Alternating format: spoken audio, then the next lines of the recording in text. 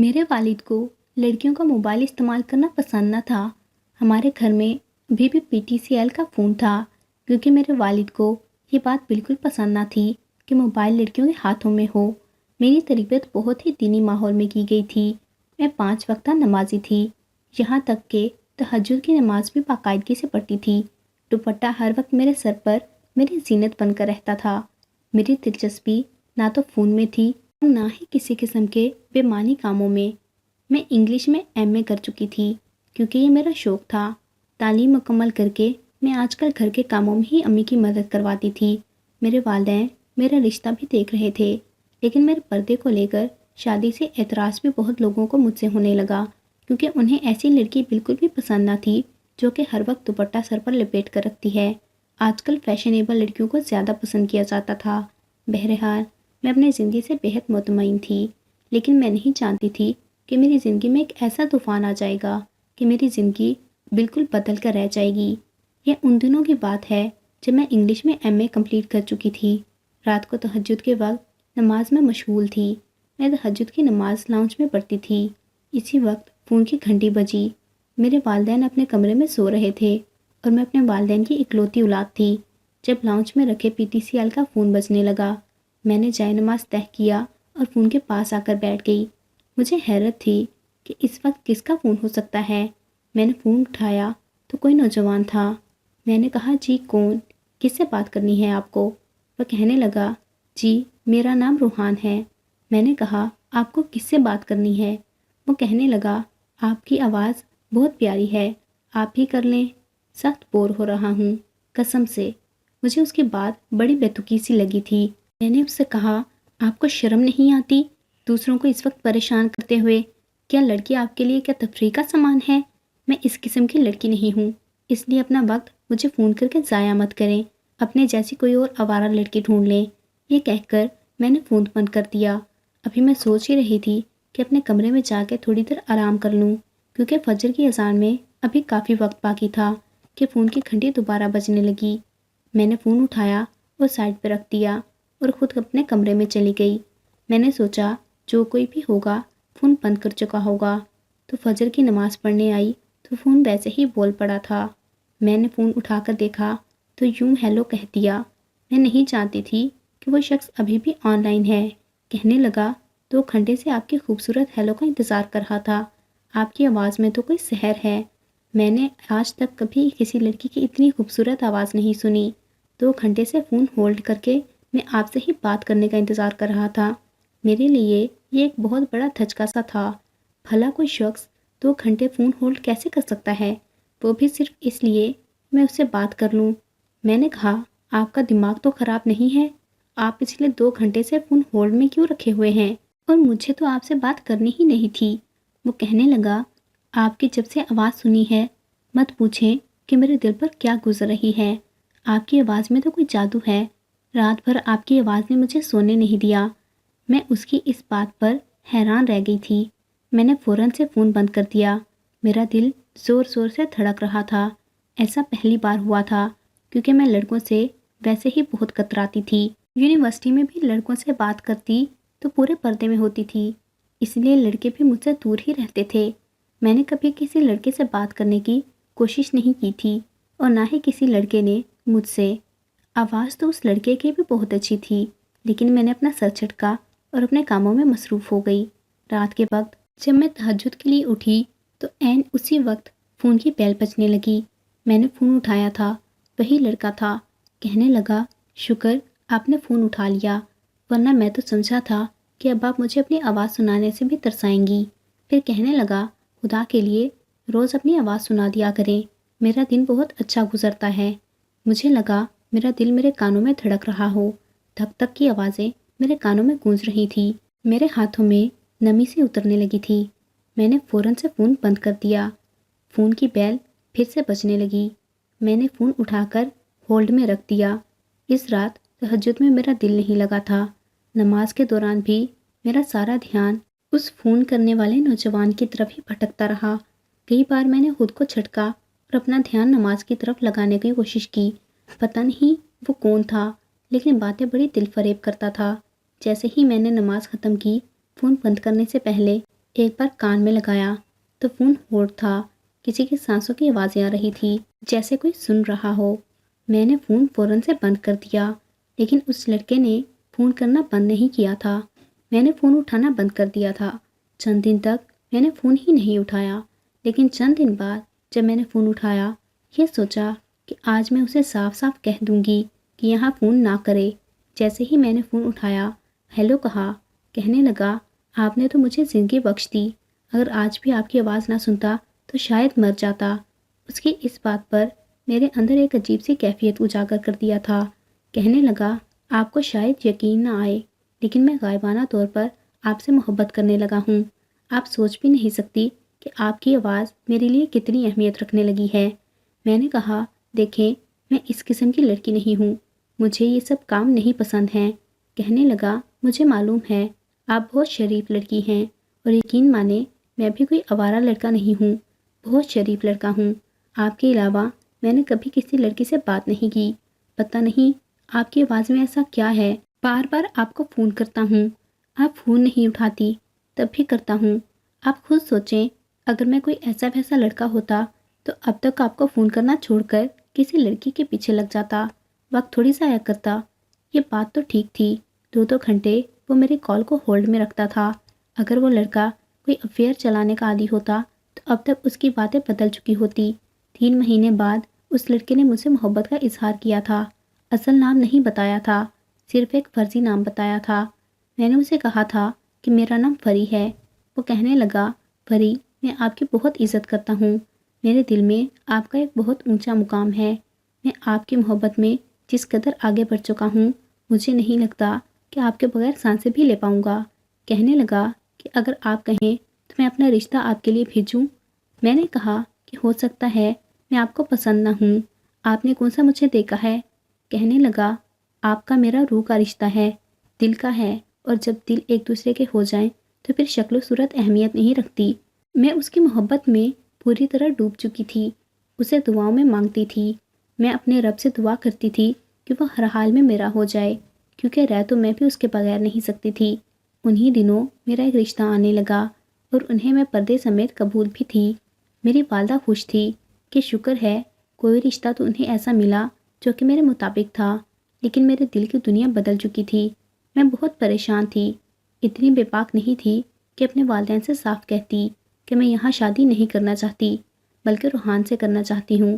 ان دنوں میں بے حد پریشان تھی، رات بھر میں روحان کے فون کا انتظار کرتی رہی، لیکن آج پہلی بار ایسا ہوا تھا کہ اس کا فون نہیں آیا تھا۔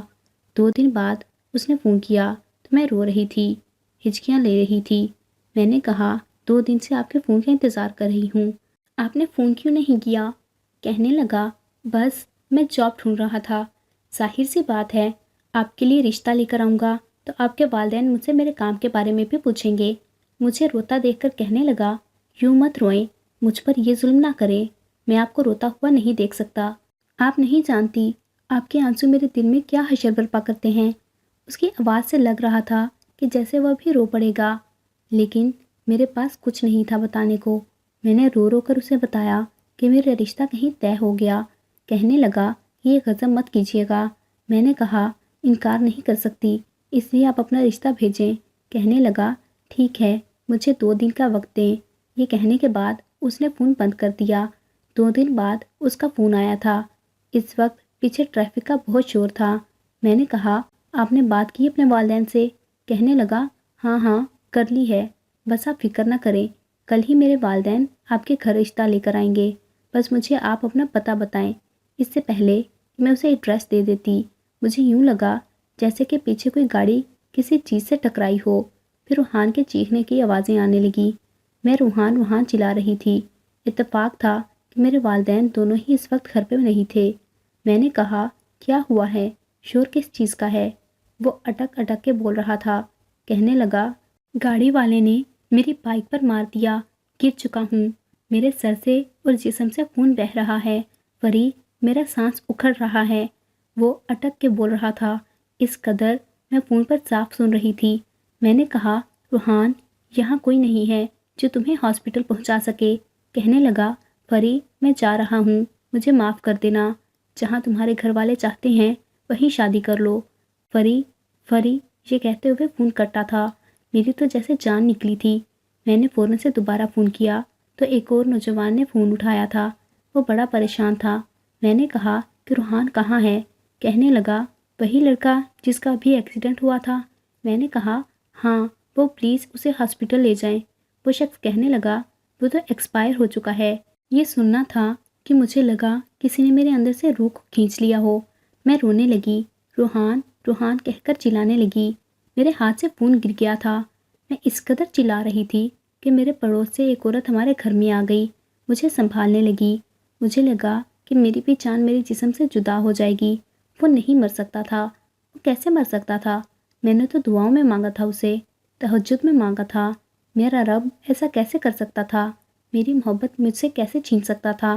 میں نے تو سنا تھا کہ تہجد میں مانگی گئی دعائیں کبھی بھی رد نہیں ہوتی۔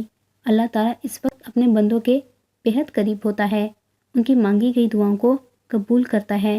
وہ مجھ سے میری محبت کیسے چھین سکتا تھا؟ اس نے بھی تو محبت میں دنیا قائم کی تھی، تو میری محبت مجھ سے کیوں چھینی گئی؟ 2 مہینے میں بخار میں رہی، اور اس بخار میں بھی میری زبان پر صرف ایک نام تھا، اور وہ روحان کا تھا۔ جب مجھے کچھ ہوش آیا تو میری والدہ مجھ سے پوچھنے لگی یہ کون ہے؟ میں نے کہا کوئی نہیں، جو تھا وہ جا چکا ہے۔ لیکن میری زبان پر ایک چپ سی لگ گئی تھی۔ وضو کر کے نماز پڑھتی تو میرے آنسو بہنے لگتے۔ مجھے یقین نہیں آتا تھا کہ وہ مجھے چھوڑ کر جا سکتا ہے۔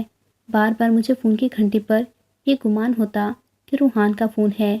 ہر وقت میری آنکھوں سے آنسو بہتے رہتے تھے۔ نہ ٹھیک سے کھاتی تھی، نہ سو پاتی تھی۔ آج تہجد کے لیے اٹھی تھی، لیکن نماز میں دل نہیں لگا۔ ہاتھ اٹھائے تو آنکھوں میں آنسو بہنے لگے۔ پہلی بار میں نے رب سے شکوہ کیا تھا کہ میں نے تجھ سے ایک محبت ہی تو مانگی تھی، پھر مجھے کیوں نہیں دی؟ اسے کیوں اپنے پاس بلا لیا؟ مجھ سے نہیں جیا جاتا اس کے بغیر۔ اس کی باتیں اب بھی میرے کانوں میں گونجتی تھی۔ میں نہیں پاگل سی ہونے لگی تھی۔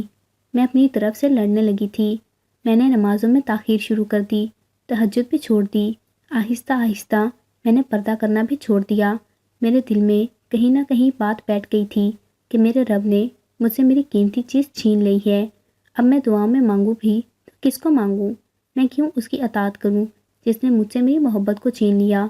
آہستہ آہستہ میری زندگی یکسر بدلنے لگی تھی۔ میں نے بالوں کو بیوٹی پارلر میں جا کر کٹوا دیا تھا۔ لیئر کٹنگ میں کندھوں تک اپنے بال کٹوائے۔ میرے لمبے گھنے بال زمین پر گر چکے تھے۔ میں نے فیشنیبل کپڑے پہننا شروع کر دیے تھے۔ میں اب ہاف سلیوز پہننے لگی تھی، تنگ اور چست کپڑے پہننے لگی تھی۔ شاید کہیں نہ کہیں اپنے رب سے ناراضگی کا اظہار کر رہی تھی۔ نمازیں بھی چھوڑ چکی تھی۔ انہی دنوں میرے لیے عباس کا رشتہ آیا۔ اس کی والدہ نے مجھے دیکھتے ہی پسند کر لیا تھا۔ میری شادی اس سے ہو گئی، لیکن میرا دل اب بھی روحان کے نام پہ تڑپتا تھا۔ اب بھی اس کی آوازیں میرے کانوں میں گونجتی تھی۔ میرے دل میں میرے شوہر کی رسائی ممکن ہی نہیں ہو پائی۔ شادی کی رات وہ میری بے تحاشا تعریف کر رہا تھا۔ کہنے لگا تمہاری تصویر دیکھ کر تو میں دنگ سا رہ گیا تھا۔ میری ماں نے مجھے بہت سی لڑکیوں کی تصویریں دکھائی، لیکن مجھے کوئی بھی پسند نہیں آئی تھی۔ میں بہت چوزی قسم کا لڑکا ہوں۔ مجھے بہت کم کوئی چیز پسند آتی ہے، چاہے وہ لڑکی ہو یا کوئی اور چیز۔ لیکن تمہارے حسن میں تو کوئی سحر سا تھا ندا۔ مجھے اپنے شوہر کی تعریف بالکل غیر اہم لگ رہی تھی۔ میرا ذہن ابھی بھی روحان کی باتوں کی جانب تھا۔ اس کی تعریف کا تو انداز ہی الگ تھا۔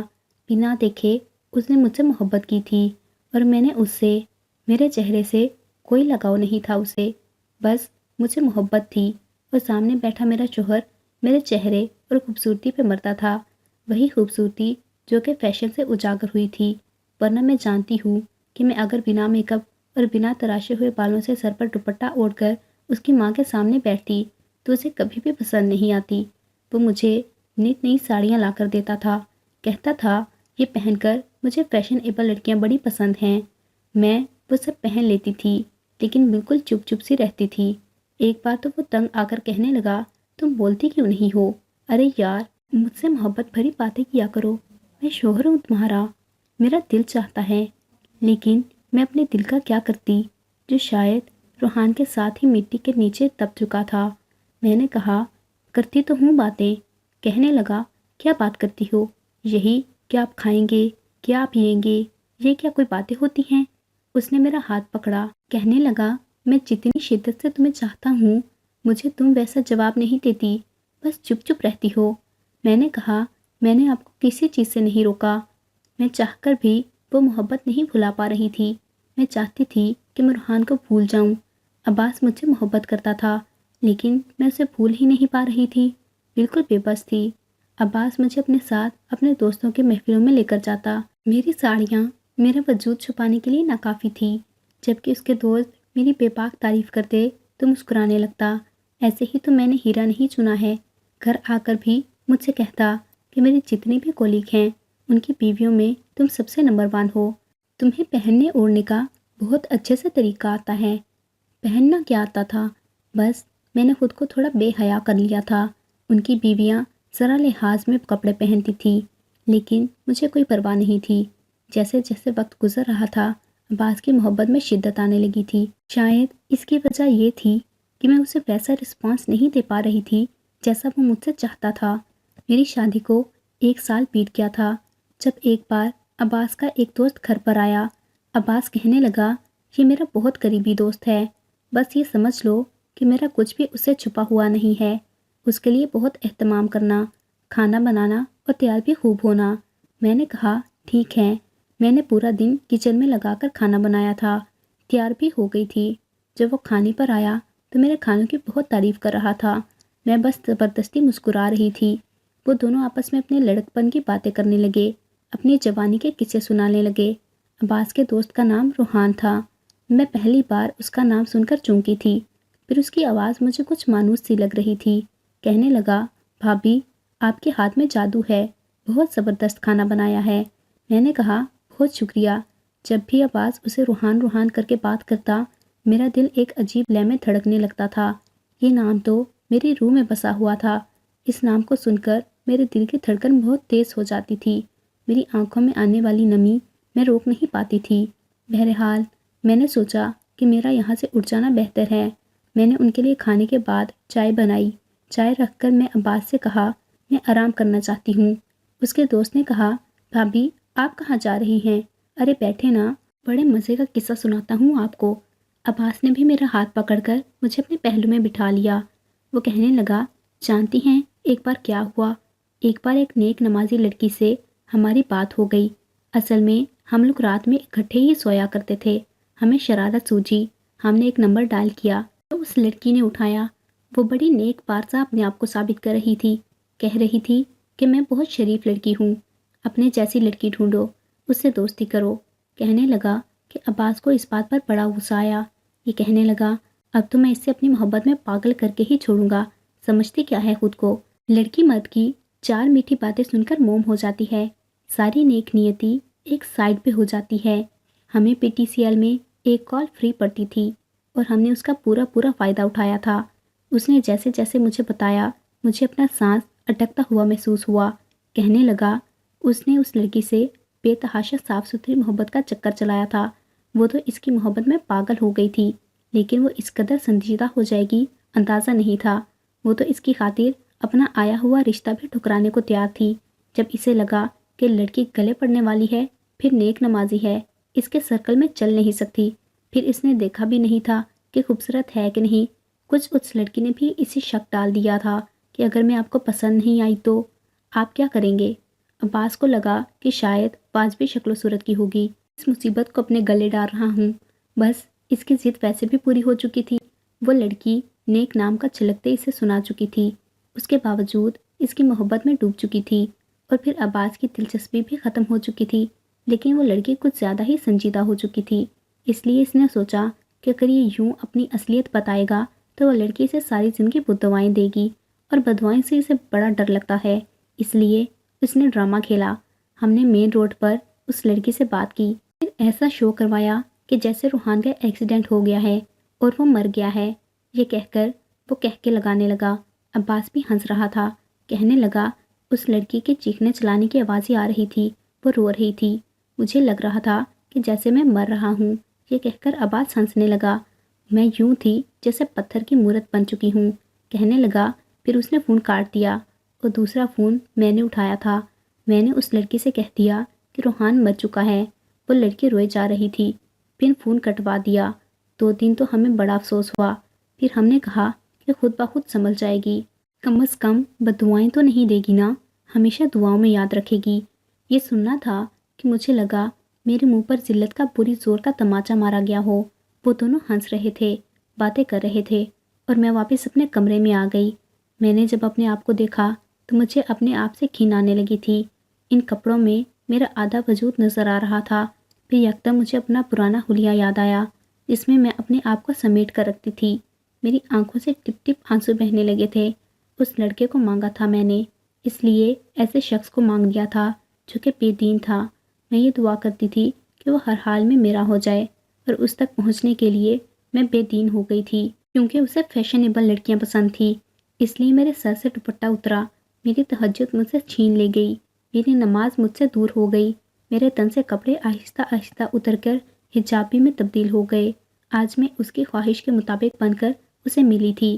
میری وہ دعا قبول ہوئی تھی جو میں نے تہجد میں مانگی تھی، اور میں جائے نماز پر اپنی اس مانگی ہوئی دعا پر پھوٹ پھوٹ کر رو رہی تھی۔ قصور تو میرا ہی تھا، میری غلط دعا تھی۔ میں نے واسطے دے کر اپنے رب سے اسے مانگا تھا، جس کے مطابق بننے کے لیے میرا رب مجھ سے دور ہو گیا تھا۔ جب عباس کمرے میں آیا تو میں ہچکیوں سے چسکیوں سے روئے جا رہی تھی۔ مجھے جائے نماز پر دیکھ کر کہنے لگا، تمہیں کیا ہوا؟ جیسے ہی اس نے مجھے ہاتھ لگایا، میں نے فوراً سے اس کا ہاتھ چٹک دیا۔ میرے یوں ہاتھ چٹکنے پر وہ حیران ہوا تھا۔ کہنے لگا، تمہیں کیا ہوا ہے؟ میں نے کہا، مجھے تمہارے ساتھ نہیں رہنا، مجھے طلاق چاہیے۔ عباس میرا تنفس بری طرح سے چل رہا تھا۔ مجھے لگ رہا تھا میں اپنے آپ میں نہیں ہوں۔